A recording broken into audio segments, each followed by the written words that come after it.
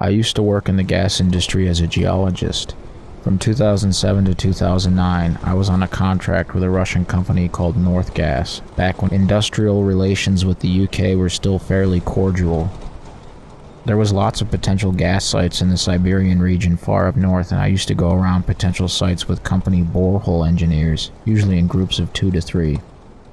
Anyway, I was at one site in northern Siberia with a German engineer in late October of 2008. Took ages to get to and completely devoid of human habitation, but really beautiful taiga. Endless forests on the drive up there. You drove a van through taiga? Yeah, I'm not a car nut, but it was some modified Jeep that the engineer guy would just not shut the fuck up about all the way from Noyabirsk. Anyway, the site we went to survey was fairly typical of what you'd expect in this industry at these sorts of locations. Thin topsoil giving way to permeable siltstone. Excellent locations for surveying. Now to the story. We came to a location where satellite imagery was suggesting that permafrost was retreating. It still fucking snows and ice covers over, of course, but the key point is that it's not entirely frozen over. You can install stuff during the summer months, get gas production up. It was a pretty boring landscape though. Very thin topsoil giving way rapidly to permeable siltstone. Lots of these natural holes all over the place too. Permafrost plugs that had melted and left 20 to 30 meter deep holes dotted all over the place. We decided to stay a few weeks and do some test surveys. First week was completely fine, got some good locations, things progressing smoothly. By the end of that week though, things were getting a little weird.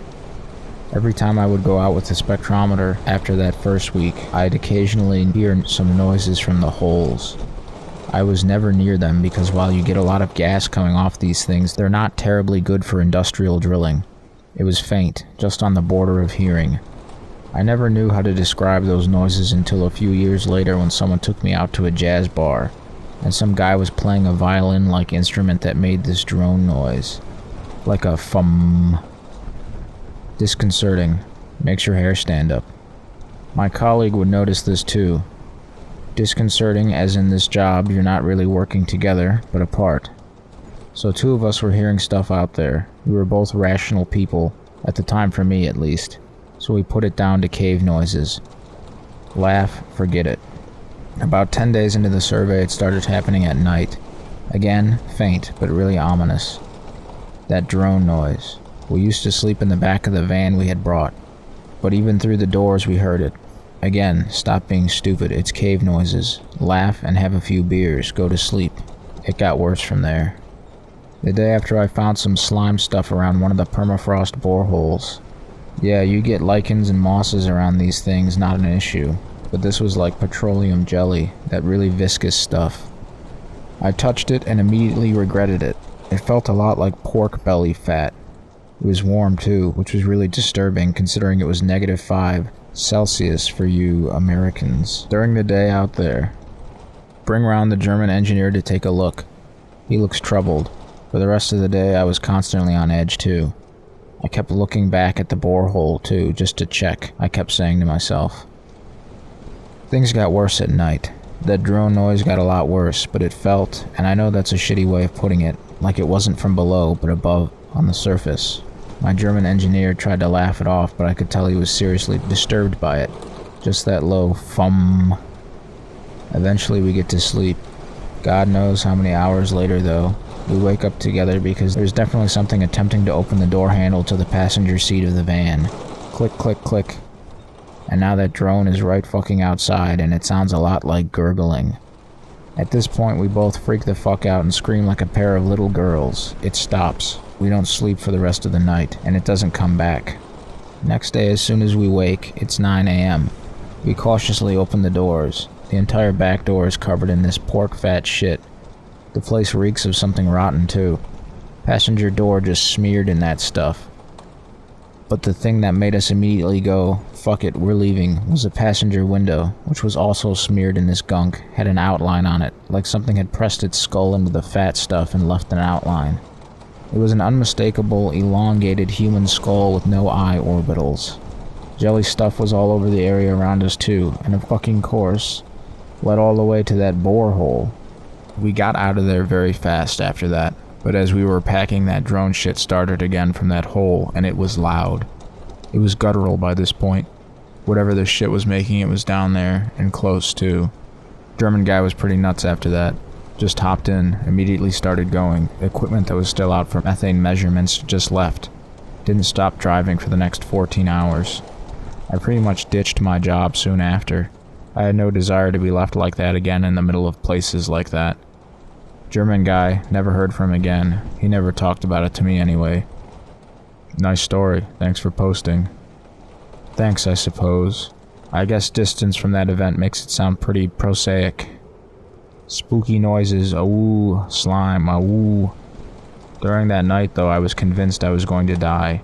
You know how you can just know when someone or something, like an animal, is nice, curious, or is just out to fuck you up? I knew instinctively that whatever wanted in didn't want to crack open a beer and ask us about geology, if you get my drift. Anyway, I spent a long time after I had calmed down, which took a few months in fact, to think of a rational reason for this. Every time, though, I kept butting up against the inexplainable. Sure, drone could be cave noises, but the warm slime stuff? The guttural noise? Around 2012, I got a lot into reading about frozen mammoths and the worry about viruses from the taiga that they were expecting because of climate change, and at that point I went full X and said, fuck it, frozen monster.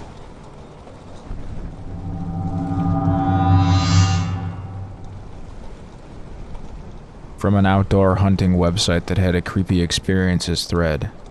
On the trip in question, I decided to hike the old Molalla Indian Trail that followed the ridge tops from Saddle Blanket Mountain to Oak Ridge, one of the Native Americans' favorite summer camps and trading centers. It was a beautiful August day. 2 days into the hike, I expected to be gone about 2 weeks, when literally out of the blue, the most terrifying thing that ever happened to me in my life occurred. It would change my perspective of reality forever.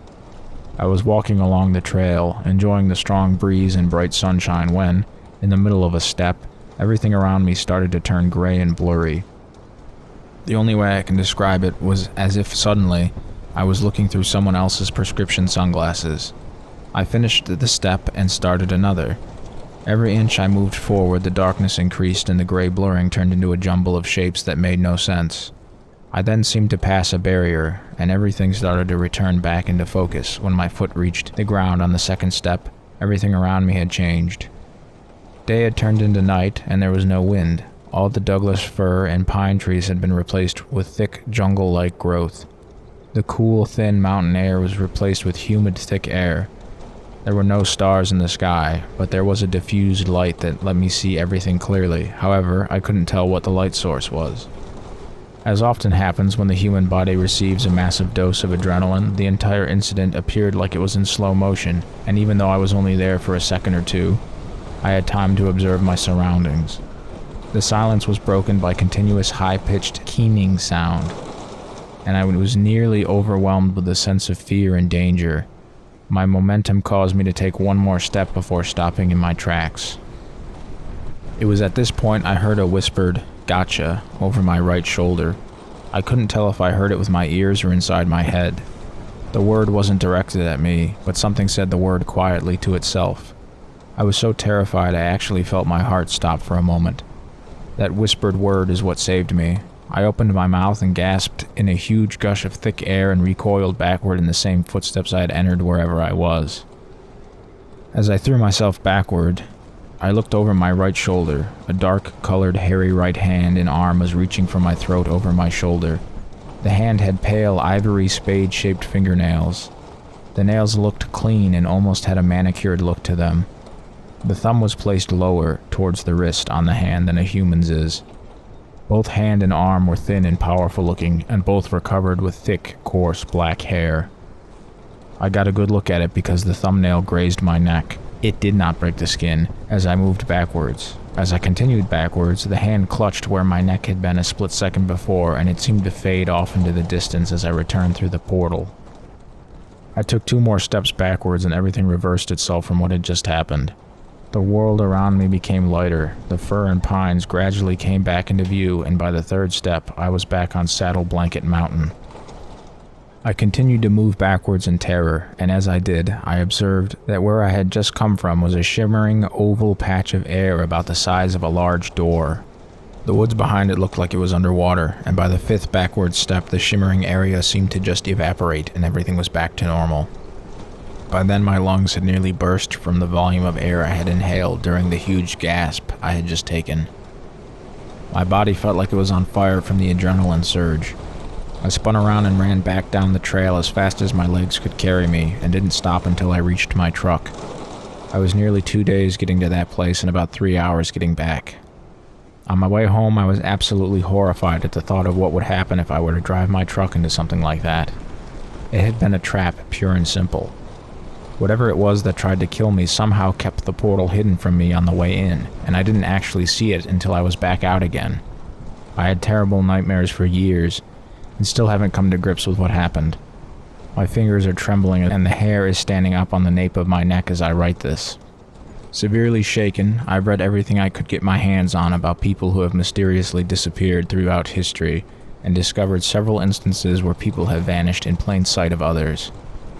The quantum physics people have a theory about parallel universes. They just might be right. Since I originally wrote this, report number 9202 from Sutter County, California was submitted to the BFRO. The person who submitted the report drew a picture of a creature he saw in a tree. The right hand in the picture is exactly the same as the one I saw. Note the thumb placement. And the forearm of the left arm is exactly like the forearm of the creature that attacked me. Here's the pic the passage refers to. It's hosted on a different website but not on the actual thread.